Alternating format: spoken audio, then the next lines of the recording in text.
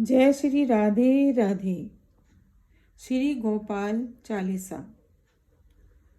जमुना किनारे बैठकर श्री राधा जी के चरणों की धूली अपने सिर पर धारण कर मैं यह चालीसा का वर्णन करता हूँ।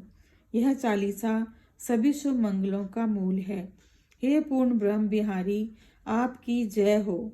आप दुष्टों का विनाश करने के लिए अवतरित हुए हैं। जो कोई आपकी लीलाओं का गायन करता है वह बिना कठिनाई के सभी इच्छित फलों को प्राप्त करता है।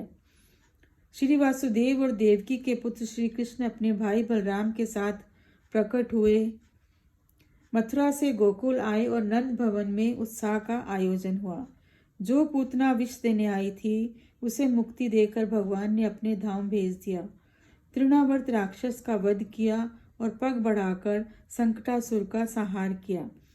खेल खेल में भगवान ने मिट्टी खाई और अपने मुख से समस्त जगत को दिखाया।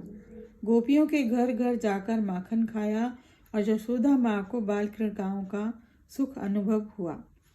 ऊखल से अपने शरीर को बांधकर भगवान ने जमलाचल वृक्षों को जड़ जोनी से मुक्त किया। बकासुर की चोंच विदीर्ण की और विकट अघासुर का वध किया। जब ब्रह्मा जी ने बालकों और बछड़ों को चुरा लिया तब भगवान ने उनकी माया का खेल दिखाया। भगवान ने बालकों और बछड़ों का रूप धारण किया और ब्रह्मा जी ने उनकी विनय की। भगवान ने कालिए नाग को पराजित किया और दावानल वन में लगी आग को समाप्त किया।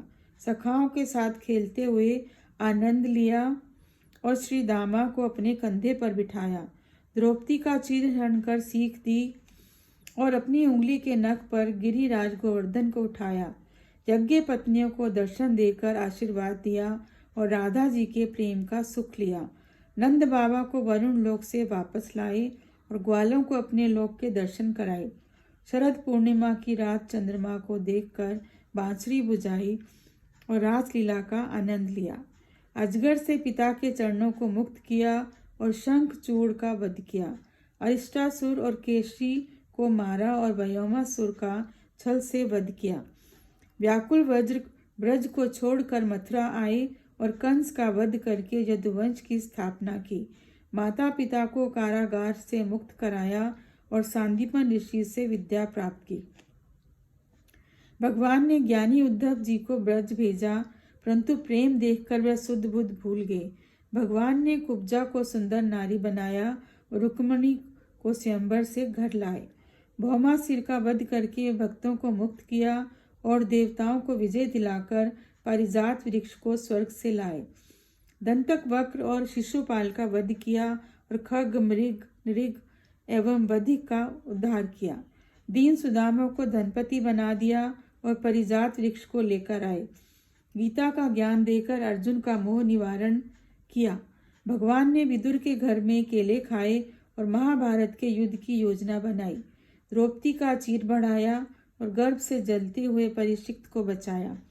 भगवान ने कश्यप, मत्स्य, वाराह, अहिस, वावन, कल्की और वृद्ध रूपों के अवतार लिया।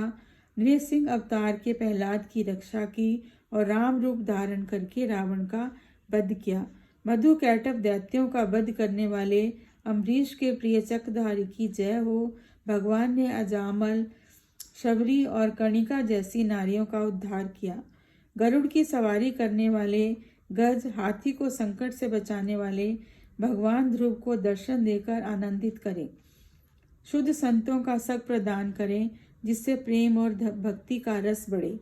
भगवान दिव्य वृंदावन में निवास दिलाए जिससे संसार की मृग तृष्णा और आशा समाप्त हो।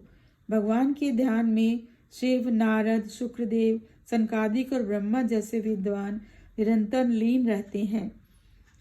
राधा रमन कृपालु भगवान की जय हो, जो सभी संकटों और भ्रमों का हरण करते हैं।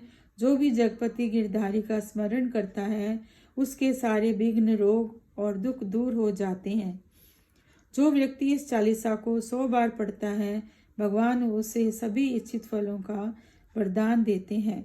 जो व्यक्ति नित्य गोपाल चालीसा को नियम से पढ़ता है और चित्त को उसमें लगाता है वह अंत समय में दिव्य शरीर धारण करके गोलोक धाम को प्राप्त करता है। जो भक्तजन संसार के सभी सुख और संपत्ति की इच्छा रखते हैं, वह जयाराम देव की कृपा से गुरुदेव की दया प्राप्त करते हैं। हे ब्रजेश व ब्रज के स्वामी, आप कल्याण के सागर हैं, अशरण को शरण देने वाले हैं। इस चालीसा के साथ मुझे अपनाइए, हे मेरे प्राणेश। जय श्री राधे राधे। भक्तजनों, मेरे चैनल को सब्सक्राइब करें।